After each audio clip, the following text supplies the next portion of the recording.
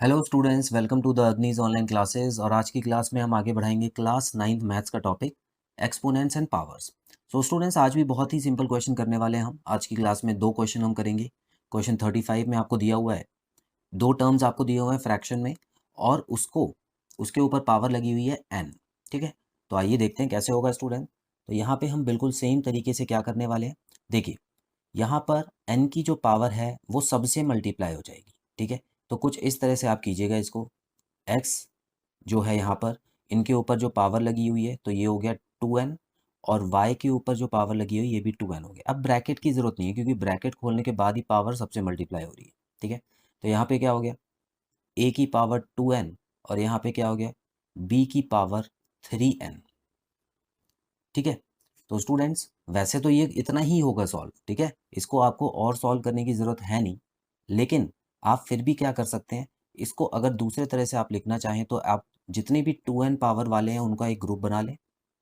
ठीक है, ये हो गया 2n, और y की पावर 2n अपॉन a की power 2n multiply by 1 upon b की पावर 3n है, तो उसको हम अलग लिखेंगे।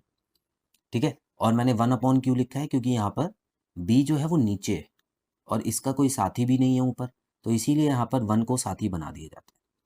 अब इन सबको आप दोबारा ब्रैकेट में डाल के x y और a की पावर 2n लिख दीजिए, और 1 अपॉन b की पावर 3n। आप ऐसे भी लिख सकते हैं, लेकिन आपका आंसर ये भी ठीक है, एक ही स्टेप में इसका आंसर आ जाएगा। क्लियर है, बड़ा ही सिंपल क्वेश्चन था। ठीक है, अब हम क्वेश्चन नंबर 36 करने वाले हैं। ये भी बहुत ही सिंपल क्वेश्चन है स्टूडेंट्स। सो आप देख सकते हैं यहाँ पे आपको दिया हुआ है एक ब्रैकेट, और उसमें 6 जो है पावर ऑफ पावर लगी हुई है।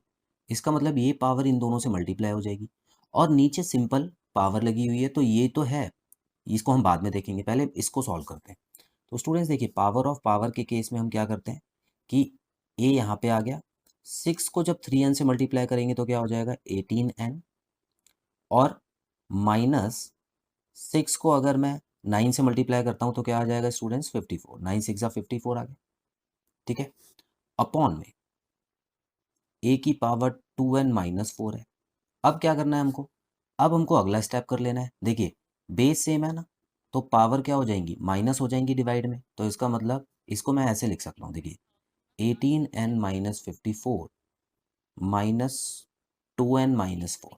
ठीक है, देखिए पावर को मैंने माइनस में लिख दिया है। अब क्या करूँगा स्टूडेंट्स, यहाँ पर a लिख दिया है, 18n माइनस 54 माइनस 2 प्लस 4। ठीक है, ये देखिए ब्रैकेट खुलेगा तो ये साइन चेंज हो जाएंगे, तो इसीलिए इस तरह से आप कर सकते हैं।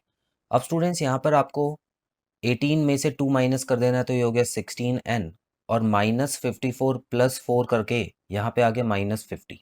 ठीक है, अब यही आपका आंसर है, क्योंकि इसको और सॉल्व करने की ज़रूरत नहीं है।